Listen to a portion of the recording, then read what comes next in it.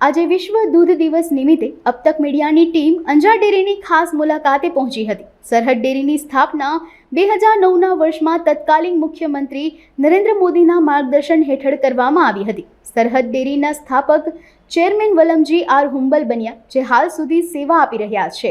શરૂઆતમાં 17 દૂધ મંડળી પાસેથી દૈનિક 1500 લીટર દૂધ એકત્રીકરણ કરવામાં આવતું હતું, જે અત્યારે 900 કરતાં પણ વધારે દૂધ મંડળીઓ પાસેથી દૈનિક 5 લાખ લીટર દૂધ એકત્રિત કરવામાં આવે છે. શરૂઆતમાં સંઘ પાસે માત્ર રાપર ખાતે એક જ દૂધ શીત કેન્દ્ર હતું, જે વધારીને અત્યારે 18 દૂધ શીત કેન્દ્ર કાર્યરત છે.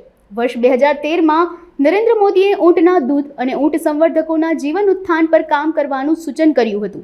તેથી સરહદ ડેરીએ ઊંટના દૂધ પર કામ કરવાનું શરૂ કર્યું.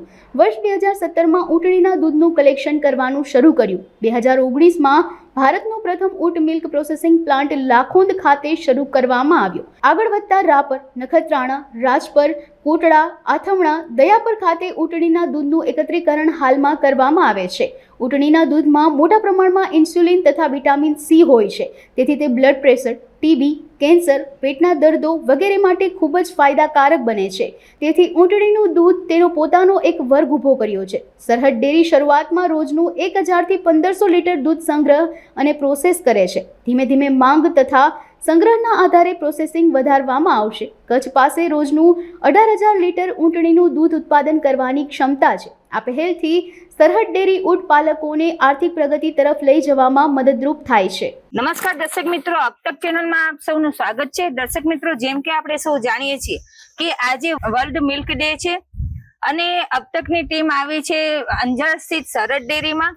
જે સરહદ ડેરીની સ્થાપના 2009માં આપણા માનનીય વડાપ્રધાન જ્યારે મુખ્યમંત્રી હતા ત્યારે આ ડેરીની સ્થાપના કરવામાં આવી હતી. ત્યારથી લઈને અત્યાર સુધી આ ડેરીએ અનેકો સિદ્ધિઓ હાંસલ કરી છે. તો આપણે ચેરમેન શ્રીથી જાણી લેશું કે તે દિવસથી આજ દિવસ સુધીનો એમનો સફર અને ઊંટણીના દૂધનું ઉત્પાદન વિશે પણ માહિતી જાણી લેશું. હવે આપણી સમક્ષ હાજર છે સરહદ ડેરી અંજારના ચેરમેન વલમજીભાઈ હુંબલ.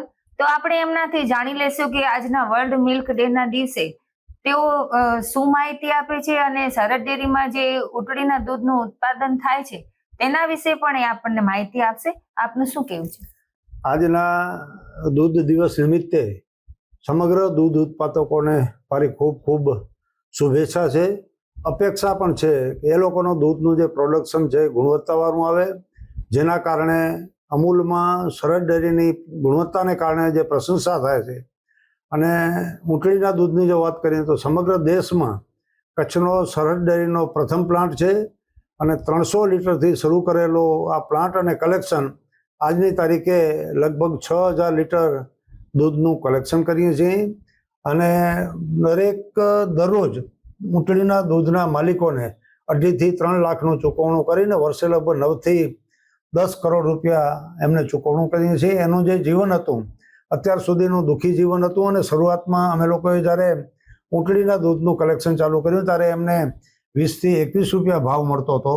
અમે લોકોએ પહેલા જ દિવસથી 51 રૂપિયા ભાવ આપી અને એ દૂધની જે પ્રોડક્ટ છે એની પ્રોસેસનો જે ખર્ચ છે એ લોકોને પ્રોડક્શનનો, એ ખર્ચને અનુલક્ષીને 51 રૂપિયા આપવા જરૂરી હતા. એ અમે લોકો આપીએ છીએ અને એ દૂધનું જે કલેક્શન છે એ કલેક્શન અમે અમૂલમાં આપી અને લગભગ 8 થી 10 પ્રોડક્ટ બનાવીએ છીએ.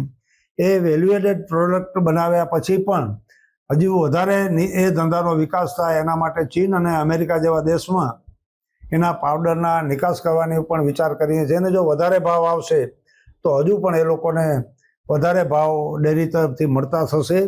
એ લોકોનું જે જીવન ધોરણ હતું એ જીવન ધોરણ ઊંચું આવે એના માટેના સરહદ ડેરીના ખૂબ સારા પ્રયાસો છે. અને દૂધનું કલેક્શન ચાલુ કરવાને કારણે એ લોકો જ્યારે શરૂઆતમાં ઊંટણીની કિંમત 15,000 થી 20,000 રૂપિયા હતી, આજની તારીખે એ જ ઊંટણીની કિંમત 40,000-50,000 રૂપિયા છે.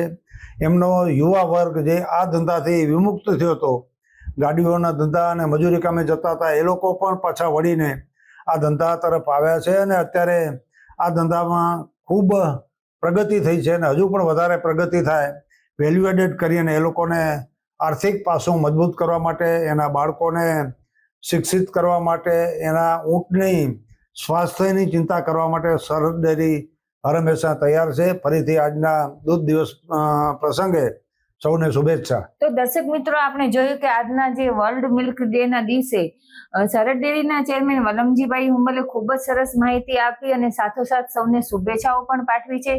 ભારતી માખીજાણી, અબ તક ચેનલ, અંજાર.